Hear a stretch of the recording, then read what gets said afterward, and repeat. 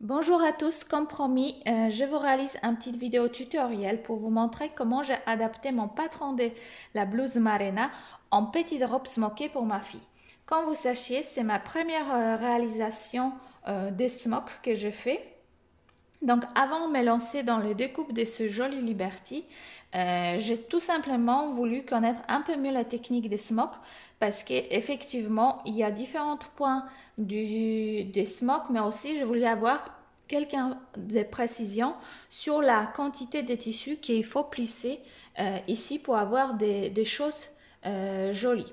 Donc avant de me lancer, j'ai acheté tout simplement un cours des smocks avec Karen, Liberty Smock Addict, sur la plateforme des artisans. Et je peux vous dire que je vous conseille vivement si vous êtes débutant et vous ne connaissez pas faire de smock. Alors, c'est parti. Pour réaliser cette petite robe pour Sophia, je suis partie sur la base de mon patron Marena, que vous pouvez retrouver sur mon site internet.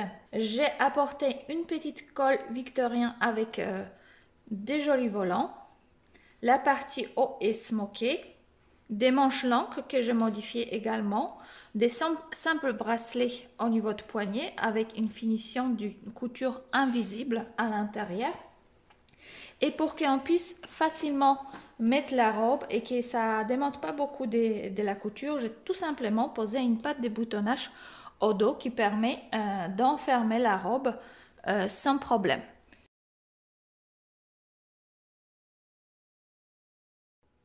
Alors, voici le patron de la blouse Marena avec tous les empiècements.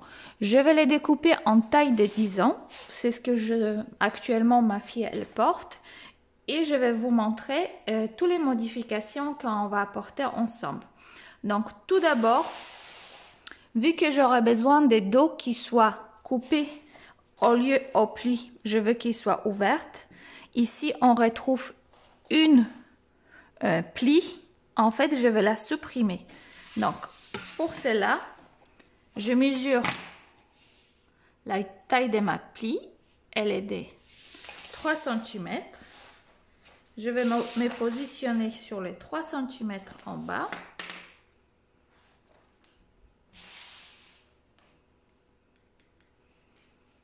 ici et je vais relier les points.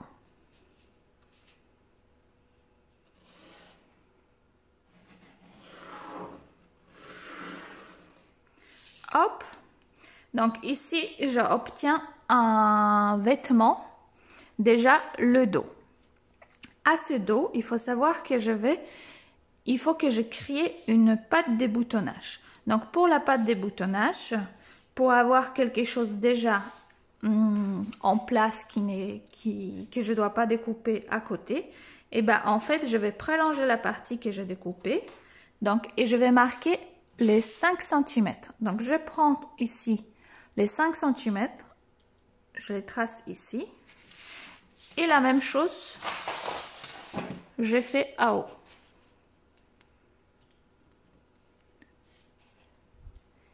Hop. Et c'est également comme tout à l'heure, je vais relier les deux points.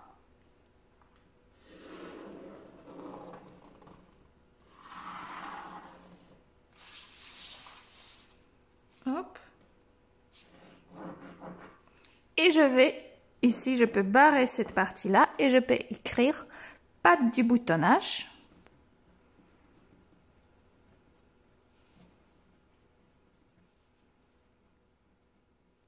À couper x2. Donc, déjà à cette stade, vous obtenez la partie de dos et votre patte du boutonnage.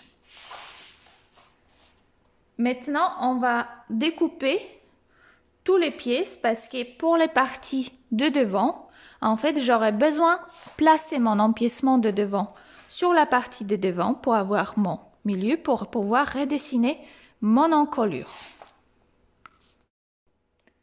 Donc, actuellement, j'ai découpé les pièces du patron pour qu'on les retrouve tous ensemble. Donc là, on se retrouve avec notre patte de boutonnage que nous avons créée pour la version. de la blouse ou de la robe.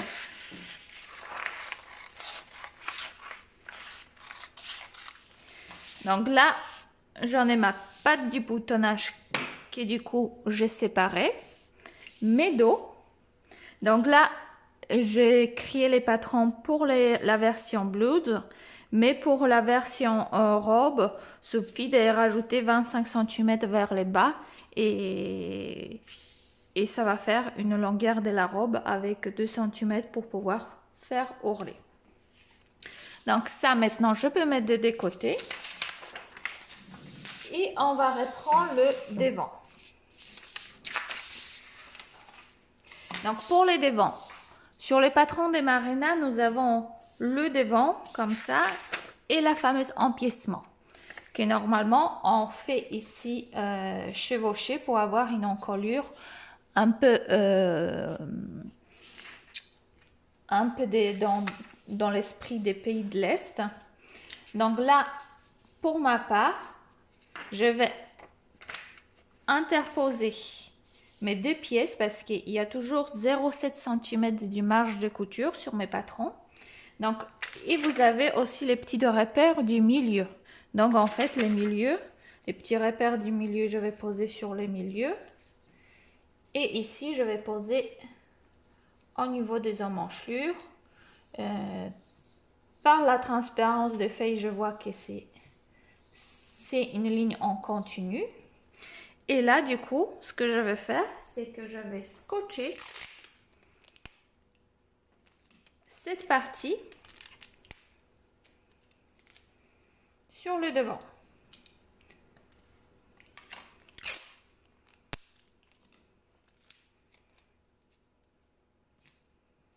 Hop. Et pour pouvoir, vous voyez, si j'ai... Du coup, je vais découper la partie qui dépasse. Donc, je vais tracer une ligne. Je mets ma règle droite.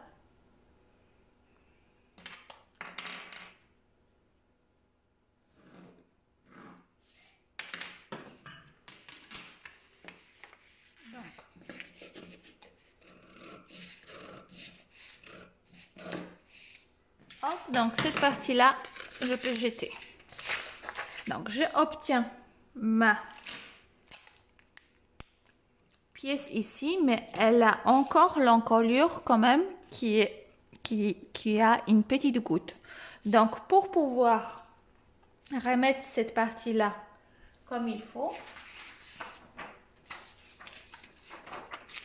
je vais tout simplement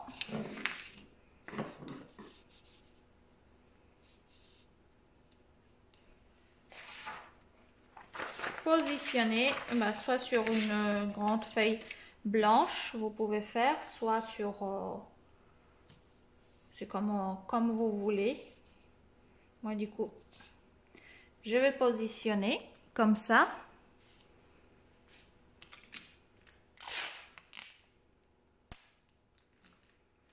et je vais coller l'ensemble.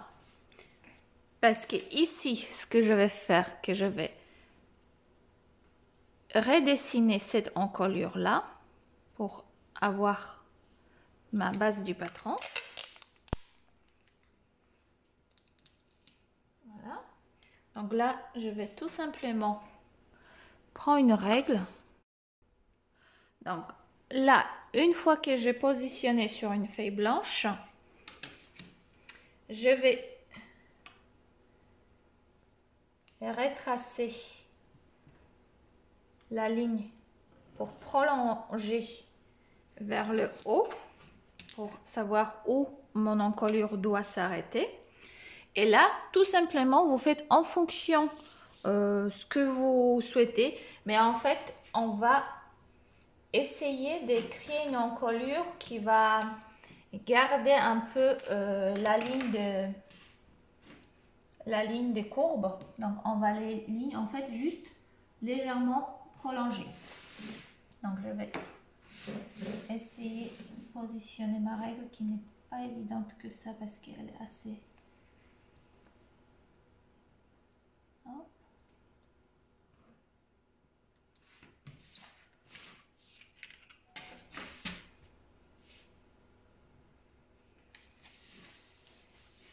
Et là, du coup, j'obtiens mon encolure qui va être remontée pour mon patron. Donc là, ce que je vais faire également, ce que moi je fais, que je vais mesurer la taille de mon empiècement que je voudrais froncer. Donc ici, c'est la pièce que je collais, cette partie-là. Donc ça, c'est l'empiècement que je voudrais bien qu'elle garde à peu près la même proportion une fois quand elle va être plissée. Donc la règle, elle est simple. Pour que cette pièce elle puisse être plissée, il faut prendre 3 fois cette largeur. Donc là, je vais prendre la mesure en bas. Donc je vois que c'est 9 cm. Donc ici, je vais ajouter mon premier 9 et mon deuxième 9. Hop. Donc au total, je me retrouve avec 27 cm de largeur ici. Ça va être ici ma ligne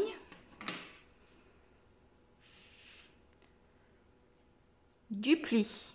C'est-à-dire que là, je ne pourrais pas tracer correctement parce qu'il faut avoir un angle droit. Donc je vais positionner mon règle comme ceci, en bas de la page. Hop. Et je retrace la ligne. Donc là, ce que je vais faire, c'est juste que je vais garder la ligne du courbe d'en bas.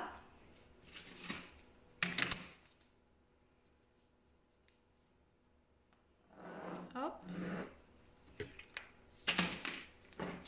Donc je vais découper l'ensemble. Je vais peut-être mettre un bout de scotch encore en bas pour que ça arrête de bouger.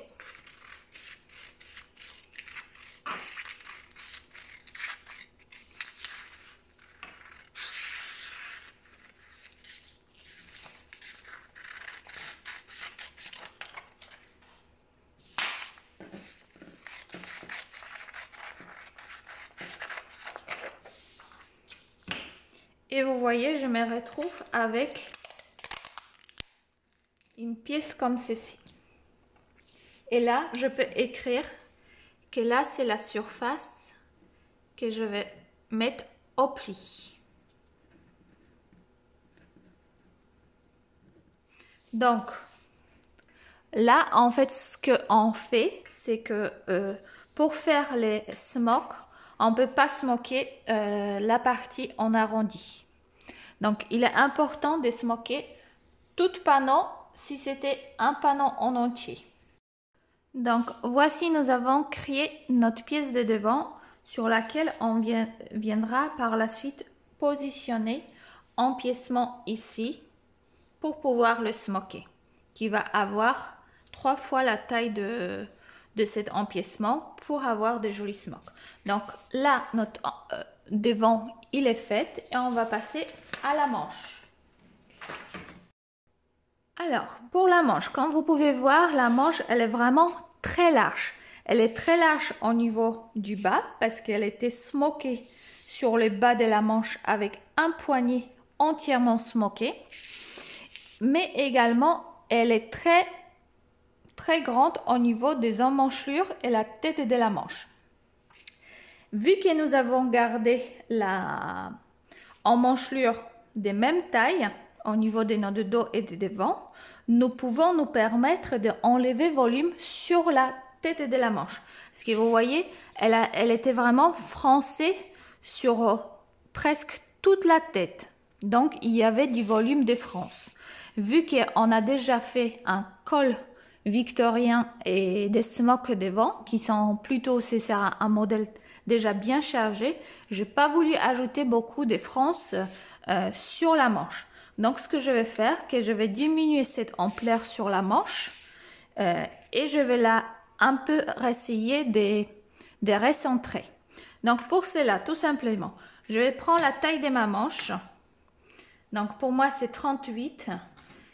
Je vais marquer du coup milieu. Donc, ça va être 18. Et par rapport du mon bas, je récupère mon angle droite. Je vais tracer une ligne qui va me permettre d'avoir la moitié de ma manche.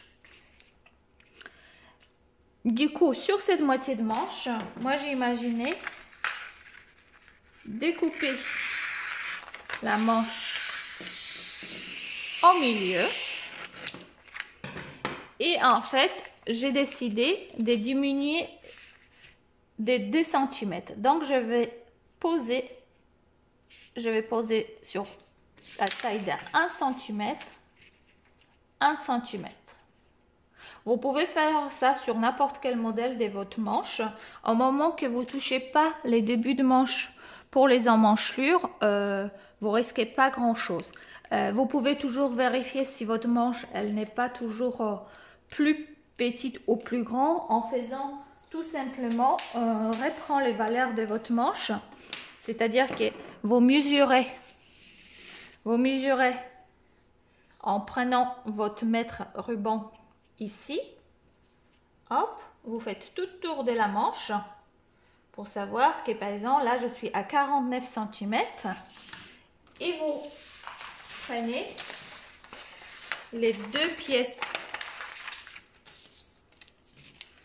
de dos et de devant. Donc là de dos, hop, je fais en manchelure, je suis à 18 et demi et là je reprends la même chose, hop hop hop, et je vais arriver à 37 cm en sachant qu'ici il y a une marge de couture de 0,7 cm entre les deux.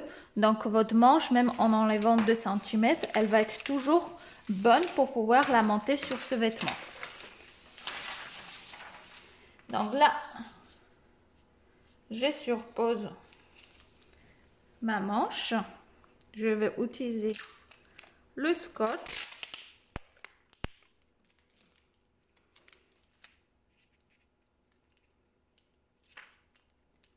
Hop. Comme ceci.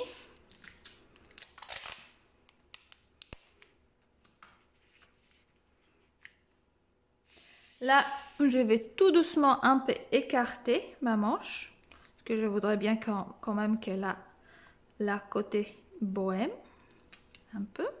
Donc, je vais diminuer un petit peu. Elle va gondoler légèrement, mais c'est pas très grave, parce que les tissus, il va pas gondoler à la fin. Et du coup, pour pouvoir avoir une manche que moi j'ai fait pour Sophia, à la fin, elle ressemblait à ça. Vous voyez? Donc, tout simplement, j'ai remis ensemble le devant de la manche ici. J'ai plié en deux. Et là, tout simplement, pas vraiment en dessous du bras, mais à 2 cm et demi. À partir de là, j'ai creusé pour que la manche soit un peu plus ajustée pour ses bras. Donc là, tout simplement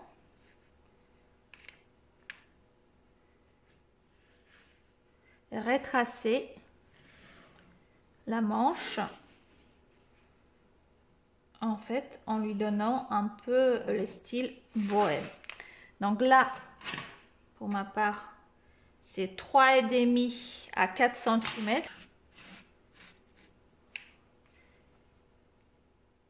Et par la suite, en fait, j'ai redécoupé le bas parce qu'ici, on avait déjà un ourlet de 2 cm pour la manche. Mais vu que dans cette robe-là, j'ai prévu mettre les poignets, j'ai pas besoin de cette longueur-là. Donc, je vais retracer ma manche plus courte parce que de toute façon, il y aura les poignets qui va venir s'éclipser sur la manche. Donc là, j'ai tout simplement retracé ça et je vais découper. Donc, hop. Hop.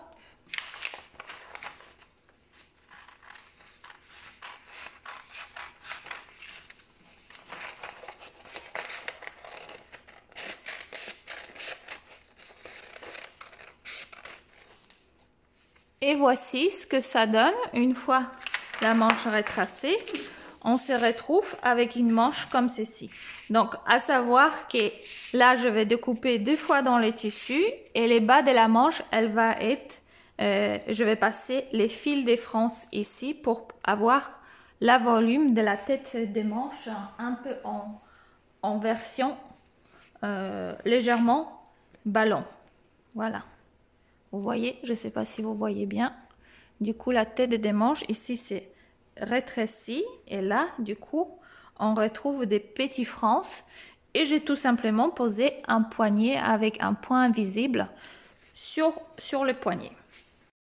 Donc, à ce stade, nous avons créé le dos, le devant avec notre empiècement agrandi 3 fois pour pouvoir faire les plissés des smocks, la manche, la patte du boutonnage, et moi j'ai créé pour Sophia la taille du poignet que je vais coudre et je vais la plier en 2 pour pouvoir glisser sur et rabattre sur la manche. Mais si toutefois vous connaissez pas les tailles des poignets de votre enfant, vous prenez sa main, un mètre ruban, vous la demandez faire un petit bec du canard, vous prenez la taille pour qu'elle puisse quand même passer la main et à ça vous ajoutez 1,4 cm qui va représenter les parties extrémités, la marge de couture quand vous allez coudre des 0,7 cm, quand elles vont être pliées comme ça. Voilà. Alors, pour découper les pièces de devant, tout simplement, vous positionnez au plus de votre tissu la pièce que nous avons créée. Et en découpant la pièce, vous découpez votre partie basse. Si vous voulez la version robe, vous ajoutez 25 cm pour une fille. Et là, en fait, j'ai découpé la emmanchelure, mais en fait, je laissais mon rectangle comme ceci. En fait, j'ai découpé cette partie-là, mais j'ai pas tracé tout haut là, mais je laissais mon tissu en fait un peu dépassé. Donc, vous découpez ça. Et puis, il faudra qu'on fasse le marquage des endroits de la taille d'empiècement qu'on va tracer les lignes pour pouvoir les smoker. Donc, moi, ce que j'ai fait, c'est que je me suis marqué au stylo friction le partie de devant et aussi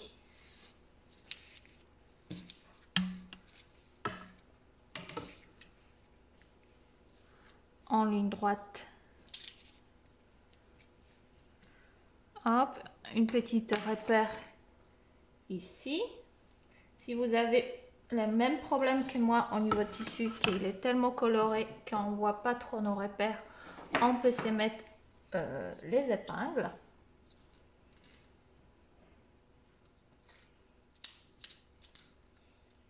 Hop. Et là, en fait, il suffit de détrouer votre patron.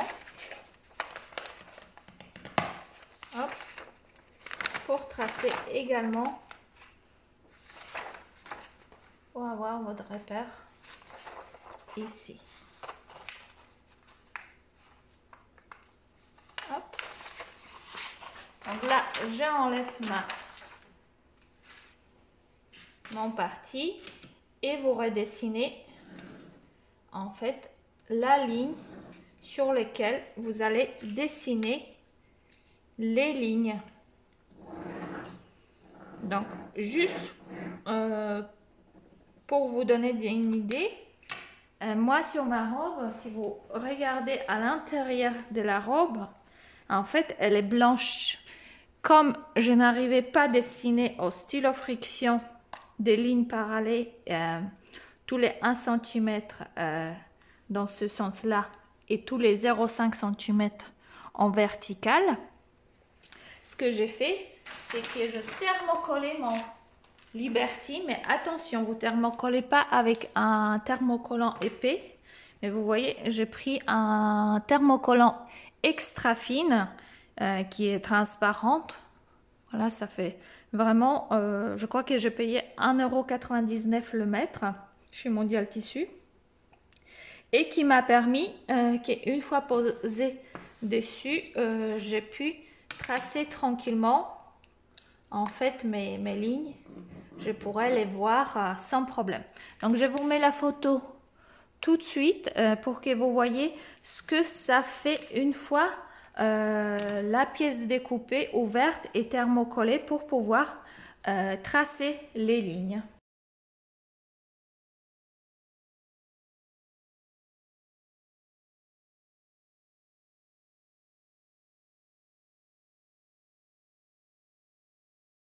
Une fois mon panneau il était plissé, j'ai enlevé la partie qui agrandissait mon emplissement et là j'ai positionné, du coup au plus je repérais mon milieu de ma pièce, donc pour qu'elle soit vraiment au milieu je me suis mis des épingles et je positionnais ma pièce du patron pour pouvoir tailler mon encolure. Donc je l'ai redessiné ma taille d'encolure à l'aide d'un petit savon ou un petit craie ou stylo friction. Si elle marque sur, si les stylo friction marquent sur votre tissu, vous pouvez marquer également avec stylo friction.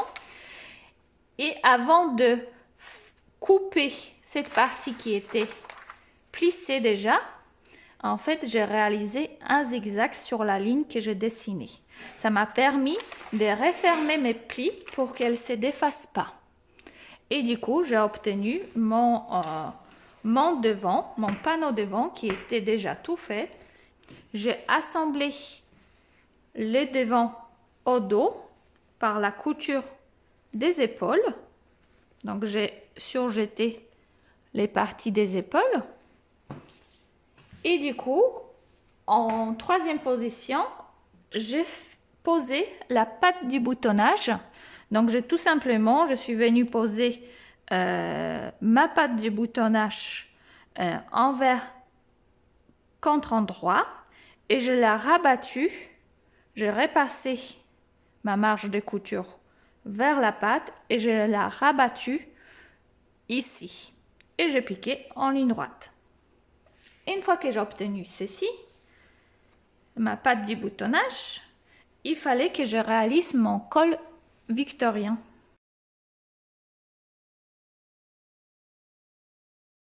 Donc, pour réaliser le col victorien, il suffit de prendre la taille de votre encolure. Donc, pour réaliser, j'ai pris le départ de ma patte de boutonnage, j'ai laissé glisser mon mètre ruban tout autour de l'encolure, plus la taille avec ma patte du boutonnage déjà terminée. Et à ça, j'ai ajouté 1,4 cm pour avoir la marge de couture. Donc là, on arrive à 39 cm la taille de l'encolure. Hop. Et du coup, je pense que moi, je fais à 41 cm. J'ai coupé deux rectangles de 41 cm pour avoir bien 1 cm sur les bords ici pour être sûr de bien avoir assez de place. Et sur les hauteurs de mon col, j'ai pris 3,2 cm de hauteur. Donc 41 sur 3,2 cm pour les largeurs de col victorien x 2 parce qu'il y a la partie devant qu'on voit et la partie de dos. Et du coup, j'ai réalisé à ça deux petits volants. Donc, si j'ai pris 41 cm pour l'encolure pour le col, pied de col. Pour avoir des jolies franges, j'ai pris 55 cm pour les volants pour une taille de 2,7 cm. Donc vous coupez 2,7 cm, vous réalisez un petit ourlet mouchoir. Vous posez premier volant sur votre encolure en partant de la patte du boutonnage. Vous vous alignez aux pattes du boutonnage. Hop, vous positionnez ça, vous cousez première chose. Et à côté de ça, entre les deux rectangles, endroit contre endroit à l'intérieur, vous mettez votre volant. C'est-à-dire que mon volant, il était d'abord posé sur première partie de colle. Et les deuxièmes colles, je suis venu positionner et j'ai cousu tout haut. Donc, j'ai refait les jolis ongles au niveau des coins. Et je me suis retrouvée avec ça. Et cette partie-là que j'ai cousue ensemble, j'ai posé endroit contre endroit contre ensemble. Et du coup, quand j'ai cousu, je me retrouvée avec une colle au départ qui était posée. Ça et ça, il était posé endroit contre endroit au premier volant déjà cousu. J'ai cousu tout à la machine et par la suite, en fait, je suis venue rabattre le col de dos et j'ai effectué une petite finition à la main ici pour qu'il n'y ait pas de surpiqûre visible ici. Hop, voilà. Donc une fois que j'ai réalisé le col victorien sur la robe, j'ai monté les manches. Donc quand j'ai monté la manche, vous pouvez voir qu'il reste quand même sur la tête de la manche, il y a des mini franges. Donc au moment du montage, vous pouvez faire passer sur à peu près 7 cm ici un fil de France pour pouvoir ajuster votre tête de la manche. Et j'ai monté les manches, puis j'ai surjeté l'ensemble. Et tout simplement, je suis venue faire une couture au-dessus des bras, hop, pour fermer la robe. Et là, c'est pareil, je suis venue positionner mes poignets que j'ai préformés en avant avec à peu près à 7 cm, 0,7 cm des replis à l'intérieur. Donc, j'ai positionné endroit contre ma manche, j'ai cousu, puis j'ai tout simplement venu rabattre mon poignet et refaire les points à la main. Et à la fin, j'ai réalisé le ourlet de bas de la robe. J'espère que le tuto de réalisation de la robe smokey vous a bien plu. J'espère que vous avez pu bien comprendre comment on réalise les cols victoriens pour cette robe. N'hésitez pas à me contacter si vous avez d'autres questions et je serai ravie de voir vos réalisations. À bientôt!